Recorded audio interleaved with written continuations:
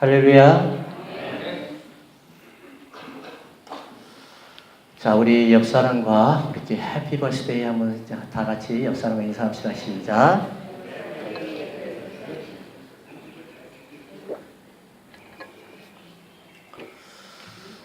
교회를 개척하는데 엊그제 같았는데 벌써 14년이 되었습니다.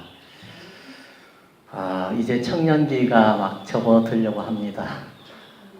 이제 청소년기가 이제 시작이 되었고 청년기로 들어가게 되면은 이제 주님께서 우리 교회에 분명히 아마 하나님의 큰 빛이 분명히 역사하실 줄로 믿습니다. 우리 다 같이 하나님께서 주시는 말씀의 제목을 한번 읽어보겠습니다. 시작. 교회는 하늘의 보물창고이다. 교회가 하나님의 보물창고이다 라는 말씀입니다. 이사야서 4장 1절로부터 6절의 말씀. 이사야 선지자가 활동하던 이 시기에 하나님의 백성들은 죄악으로 요동치고 죄악으로 물들어 있던 실상이 되었던 상황이었습니다. 그런 이스라엘을 위하여 이사야 선지자는 자신에게 보여주었던 하나님의 말씀을 선포합니다. 말씀은 내용은 이것입니다. 이스라엘아, 멸망의 자리에서 일어나기 위해서는 오직 회개하고 주님 앞에 돌아오라.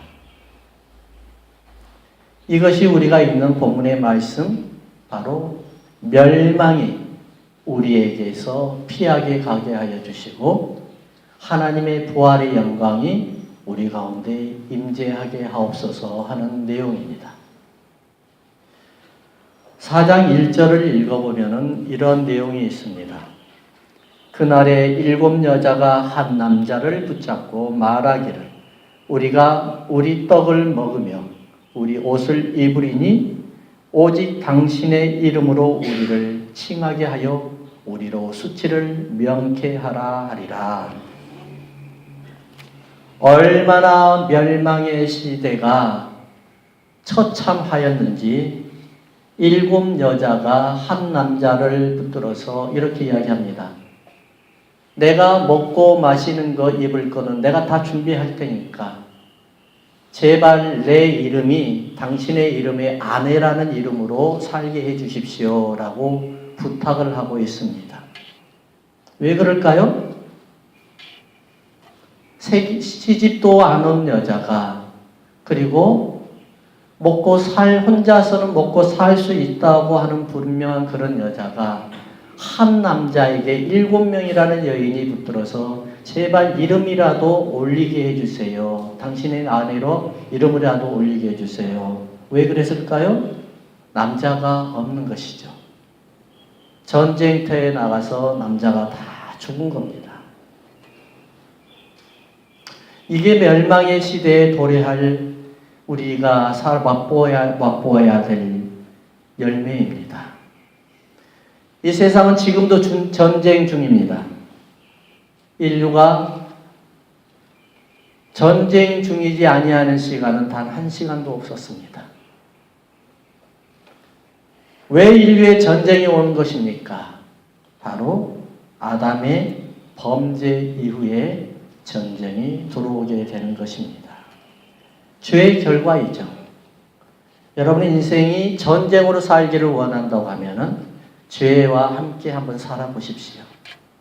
그거는 멸망의 시간이 될 것입니다. 예수님을 믿으면 전쟁이 그쳐야 되는데 전쟁에 시달려야 됩니다. 예수만 믿으면 모든 것이 끝나고 이 세상에 이제 행복 시작인 줄 알았는데 또 다른 전쟁이 시작이 됩니다. 왜 그러냐면은 하나님은 하나님의 백성들을 이끌어서 그들을 군사로 만들어 주셨기 때문에 그렇습니다. 우리는 하나님 앞에 예수 그리스도의 이름으로 나아가야 됩니다. 뭘로 나가야 돼요? 군사로 나가야 되는 것이죠. 왜냐하면 그 군사로 나아가서 전쟁에 승리하는 모든 하나님의 백성들, 군사들에게는 사단에게서 빼앗는 전리품이 그 군사들에게 돌아가기 때문에 그렇습니다. 그래서 우리의 삶을 전쟁터와 같다고 비유를 합니다. 그렇습니다. 삶에서도 우리의 생활에서도 싸워서 이겨야만이 내가 하나님이 주신 전리품을 내 것으로 만들 수가 있는 것입니다. 그러는데 하나님께서 이 교회만은 전쟁터가 아닌 평화로 만들어 주셔야 되는데 이 교회 안에는 영적인 전쟁이 끊이지가 않습니다.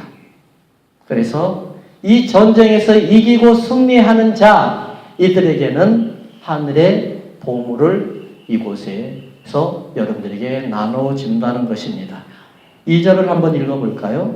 2절 다 같이 시작. 그날의 여호와의 싹이 아름답고 영화로울 것이요 그 땅의 소사는 이스라엘의 피난한 자를 위하여 영화롭고 아름다울 것이며 그날에는 하나님의 영광을 볼 것이다. 이것이 바로 하나님의 첫 번째 말씀입니다. 2절에 보니까 그 날이라고 이야기를 합니다. 그 날, 이 날이 중요하죠. 사실 어떤 날이 중요하냐? 이 날입니다. 하나님이 영원한 영광의 날로 선포하는 이 날이 중요하죠. 그 날은 어떤 날입니까? 예수 그리스도께서 십자가에 못 박혀 죽으시고 무덤에서 부활하신 그 날이 해방의 날입니다. 할렐루야. 그렇기 때문에 우리는 예수 그리스도와 함께 십자가에 못 박혀서 이 세상의 전쟁이 완전한 하나님의 해방의 날로 선포하는 날, 그 부활의 날, 바로 안식일의 날입니다. 하나님께서는 세상을 창조하시고 7번째 날을 뭐라고 말씀하셨냐면은 복 주셨다라고 이야기합니다. 하나님께서 임재하신 날이라는 것입니다. 하나님께서 영광을 선포하신 날이요. 하나님께서 이 땅에 유일하게 하나님의 나라의 하늘의 나라의 보물과 하늘의 나라의 은혜를 이 땅으로 옮겨놓은 날이라는 것입니다. 그날이 바로 부활의 날이요. 그날이 바로 안식의 날이라고 하는 것입니다. 예수님께서는 십자가에 못 박히시고 무덤에서 부활하시면서 안식의 날을 바로 우리의 주일날로 바꿔버리셨습니다. 사실 안식의 날은 토요일이잖아요. 근데 왜 안식의 날이 제7일째인 안식의 날 주일이 되었을까? 이것이 바로 죄와 사망으로 우리가 이 세상을 살아가야 될 날을 하나님의 그날 복을 내려주시는 날, 하늘에 신령한 것을 내려주시는 날, 그날 부활의 날로 안식일을 정해주셔가지고 하나님의 백성들에게 그 안식일날 교회에 나와서 이 안식일날에 들어가 있는 모든 하나님의 보물들을 다 하나님의 백성들에게 나눠주기 위함입니다. 할렐루야. 그곳에서는 생명이 있어요. 그곳에서는 은혜가 있어요. 그곳에서는 하나님의 부활의 영광이 있어요. 이 날이 바로 그 날이에요. 그래서 예수님께서는 이 날을 안식일로 주셨는데 에베소서 1장 9절에 보니까 이런 말씀이 있습니다. 그 뜻의 비밀을 우리에게 알리신 것이요 그의 기쁘심을 따라 그리스도 안에서 때가 찬 경륜을 위하여 예정하신 것이니 하늘에 있는 것이나 땅에 있는 것이 다 그리스도 안에서 통일되게 하려 하심이라. 할렐루야.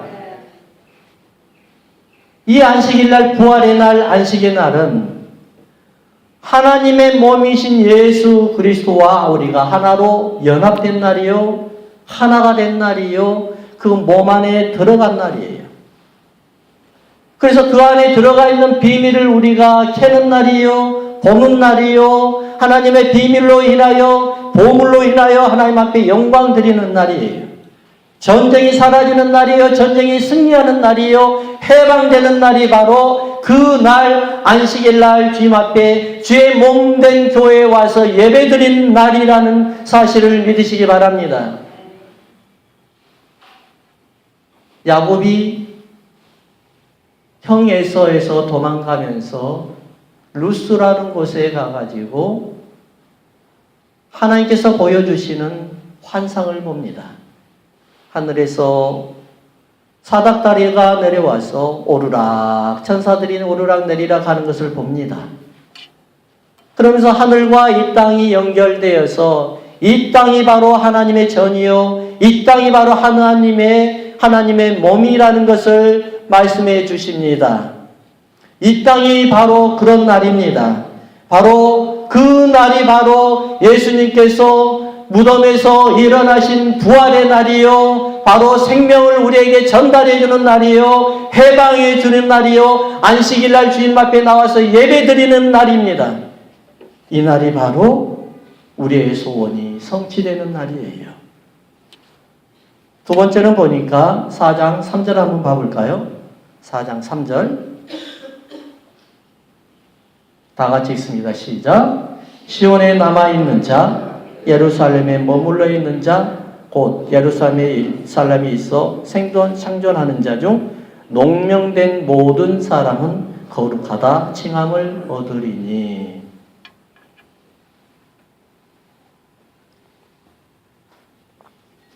시온이라는 말이 아주 중요합니다. 두 번째는 말씀이 뭐냐면은 시온에 남아있는 자가 다 구원의 복을 받는다는 것입니다. 시온이라는 말은 무슨 말이냐면은 하나님이 임재하시는 곳이라는 것입니다. 장소라는 것이죠. 하나님께서 축복하시는 곳, 하나님께서 구원하시는 곳, 하나님께서 임재하시는 곳, 하나님께서 영광을 선포하는 그 곳이 바로 시온이라는 것입니다. 그렇기 때문에 시온에 남아있는 자, 예루살렘에 머물러 있는 자, 이 모든 말은 다 하나의 말이에요. 무슨 말일까요? 하나님께서 임재하는 그 곳이 바로, 그 장소가 바로 시온이라는 것입니다. 할렐루야. 여러분들은 다 하나님의 시온의 자리에, 축복의 자리에, 구원의 자리에 들어오신 줄 믿으시기 바랍니다. 이곳이 바로 시온에 하나님께서 임재를 선포하는 자리요, 장소인 것입니다. 그것이 어딜까요? 바로 교회예요. 이 교회가 바로 하나님의 영광의 자리예요. 이 교회가 바로 하나님의 몸속에 들어와서 하나님의 영광을 선포하는 장소예요. 사도행전 1장 4절에 보니까 예수님께서 제자들에게 이렇게 말씀하고 계십니다. 하늘로 승천하기 전에 예수님께서 뭐라고 말씀하시냐면은 예루살렘을 떠나지 말고 내게서 들은 바 아버지께서 약속하신 것을 기다리라. 할렐루야. 무엇을 기다리라고요? 아버지께서 약속하신 것을 기다리라. 교회를 떠나서는 안 돼요. 그곳에는 하는 예수님의 몸이 바로 교회 안에 우리와 함께 있는 역사하시는 장소예요. 아버지께서 약속하신 장소는 바로 주님께서 시온의 장소, 예루살렘의 장소, 하나님께서 예배하는 장소, 임재하는 장소, 성령이 하늘에서 내리는 장소인 줄 믿으시기 바랍니다. 그래서 교회에 회복이 있고 교회에 축복이 있고 하나님의 영광이 교회 안에 있는 것이에요. 이사야서를 우리는 하나님 앞에서 말씀으로 들었어요. 이사야서의 본문을 내용을 간략하게 내용을 말씀해 드리면 이런 내용입니다. 우시야 왕이 죽고 난 다음에 나라가 흔들렸습니다. 심하게 흔들렸습니다. 이스라엘을 침공하려는 이웃 나라들이 벌떼같이 나타납니다. 그래서 이사야는 불안해서 견딜 수가 없었습니다. 그가 성전에 찾아가서 기도하기 시작합니다. 하나님, 우리 나라를 구원해 주시고 이스라엘을 구원해 주세요 하면서 기도하고 있었습니다. 근데 하나님께서는 이사야가 기도하는 그 기도할 시간에 환상으로 하나님께서 보여주셨습니다. 어떻게 보여주셨냐면은 이사야 환상 중에 하나님의 보좌가 이 교회를 덮고 있는 하나님의 환상을 보여주셨고, 하나님의 보좌에서 내려오시는 하나님의 그 옷자락이 이 모든 이사야가 기도하는 그 성전의 옷자락으로 덮입니다. 그것뿐입니까? 하나님께서 보여주셨던 하나님의 임재하실 때 함께하는 그 안개 연기도 그 성전 안에 가득 메꾸고 같이 임재합니다. 여러분, 이때 하나님께서는 이사야에게 이렇게 보여주십니다. 하나님, 내가 하나님을 범으로 인하여 내가 망하게 되었습니다 라고 이야기하고 기도하고 있었을 때 하나님은 천사를 통해서 이사야의 입술에다가 제단의 불을 가져다가 입술을 댑니다. 이때 이사야는 회개하여서 하나님 앞에 기도하고 하나님의 성령의 체험을 하게 되는 것입니다. 이것이 바로 이사야에게 주어지는 사명이었습니다. 어떤 사명이었습니까? 이스라엘을 구하라. 어떻게 해요? 기도로 구하라는 것입니다. 성령은 성령 받은 자는 생명을 구하게 되어 있는 것입니다. 할렐루야. 주님 앞에 예배 나와서 성령의 체험을 받고 충만함을 받은 자는 생명을 구하고 이 나라를 구하고 지역을 구하게 되어 있는 것입니다. 여러분, 하나님 앞에 사명을 받으십시오. 하나님 앞에 나와 기도하며 하나님 앞에 사명을 받으십시오. 무너져가는 내 가정을 살리는 사명을 받으시기 바랍니다. 힘들어져 있는 우리의 사업체를 살리는 사명을 받으시기 바랍니다. 하나님께서만 할 수 있다는 것을 믿으시기 바랍니다. 이것이 바로 유일한 해결책이에요. 그곳에서, 그 거룩한 시온산에서 예배드리는 하나님의 선물이에요. 이것이 바로 우리의 것이 되어야 됩니다. 이 성전에는 하늘의 보화가 있어요. 믿든 안 믿든 상관없어요. 이것은 진리예요. 이것은 진실이에요. 이것은 분명해요. 여러분이 어려움 속에서 헤어나고 싶고 어려움 속에서 탈출하고 싶으면은 교회에 나와서 예배드리고 교회에 나와서 기도하십시오. 그리고 주님께서 주시는 그 성령의 불길을 여러분들 심령 가운데 쏟아 넣어 보십시오. 그러면은 분명히 해결돼요. 이것이 바로 하나님의 말씀이에요. 미국의 제22대, 24대 대통령인 스티븐 글로벌 클레블랜드라는 대통령이 있었습니다. 이분은 아버지가 목사님이셨어요. 아버지께서 목사님이셨기 때문에 교회에서만 자랐습니다. 신앙교육을 아주 잘 받았어요. 그래서 어느 날 너무나 따분한 생각이 드는 거예요. 어느 날 청소년기 때 친구 루이스라는 단짝인 친구하고 같이 우리 한번 오늘 하루만큼은 타락해보자. 이 청소년 때 타락해보자. 우리가 이때 맛보지 않으면 언제 맛보겠냐. 그 루이스라는 친구와 함께 오늘은 주일날이지만은 예배드리기 가지 말고 그냥 도박장에 한번 가보자. 술 한잔 마시고 도박장에 가자. 그렇게 하기로 약속을 했습니다. 루이스라는 친구와 함께 열심히 술을 마셨습니다. 고주망태가 되었습니다. 도박장에 쫙 갔는데 그 도박장이 바로 옆에 교회가 있었습니다. 하필이면. 그래서 교회를 딱 보는데 옆에 옛날에는 설교 주 주일에 목사님의 설교 말씀 제목이 딱 써 있습니다.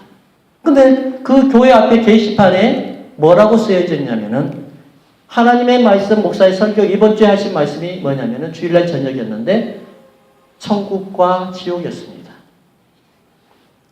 이 클리블랜드 대통령께서는 너무나 마음의 제목이 마음에 훅 끌린 거예요. 차라리 우리가 술 마셨어도 교회 가서 한번 하나님 앞에 예배 드리면서 말씀 한번 들어보자. 도박장에 뭐 하러 가냐? 그냥 가보자. 그렇게 하니까 친구 루이스는 그렇게 이야기합니다. 무슨 말씀을 그렇게 해?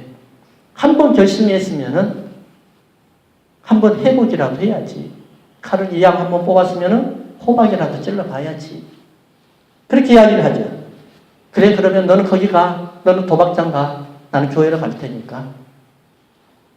그러고 난 다음에 두 사람은 갈라졌습니다. 30년 후에 어느 날 감옥에서 어떤 사람이 신문에 큰 기사를 읽고 통곡하며 울기 시작을 합니다. 그 감옥에 있었던 사람은 루이스라는 도박장으로 간 친구였습니다. 클리블랜드의 친구, 절친한 친구. 그 사람이 교도소에 사형수로 들어와서 자기 친구인 클리블랜드가 미국의 대통령이 됐다는 큰 기사를 읽게 됩니다. 그 감옥에서 통곡하고 있었을 때 간수가 물어봅니다. 왜 당신 이렇게 통곡하면서 울고 있습니까? 내가 한 번의 결정을 잘못해서 내 친구는 대통령이 되었고 나는 감옥에서 사형수가 되었습니다. 그 한 번의 결정이 내 인생을 바꿔버렸습니다. 여러분, 한 번 빠지면 괜찮나요? 그렇지 않아요. 한 번 안 하고 다음에 또 하면 되지 이렇게 생각을 하죠? 그렇지 않아요. 한 번의 우리의 결정이 우리의 인생을 바꿔버리는 거예요. 사단은 어떻게 하든지 우리를 예루살렘인 시온인 교회를 못 가게 막습니다. 그리고 환경 때문에 교회 못 가게 만듭니다. 시험 때문에 교회 못 가게 만듭니다. 심지어는 성도들한테 시험 받았다고 해서 교회 못 오게 만듭니다. 심지어는 장로님, 목사님 때문에 시험 들었다고 해가지고 교회 못 오게 만들어버립니다. 이것이 누가 하는 일입니까? 사단이 하는 일입니다. 우리는 사단이 주는 그 저주의 우리 열매를 받아서 먹어서는 안 돼요. 여러분들은 다 같이 하나님께서 주시는 그 성령의 축복하신 구원의 생명이신 하나님의 축복 예루살렘 시온성으로 들어와서 주님을 맞이하고 주님을 임재하신 그 영광을 선포하는 그런 사람이 되기를 주의 이름으로 축복합니다. 여러분, 한 번 결정, 이것은 다시는 돌이킬 수 없는 우리의 인생을 갈라버릴 수가 있습니다. 그래서 우리는 다시 한번 선포합니다. 교회 안에 구원이 있어요. 교회 안에 생명이 있어요. 교회 안에 회복이 있어요. 교회 안에 생명의 영원한 임재가 있어요. 성령의 임재가 교회 안에 있어요. 그곳에 있는 거예요. 여러분, 그런 하나님의 보물을 따는 여러분들 되기를 우리 주님의 이름으로 축원합니다.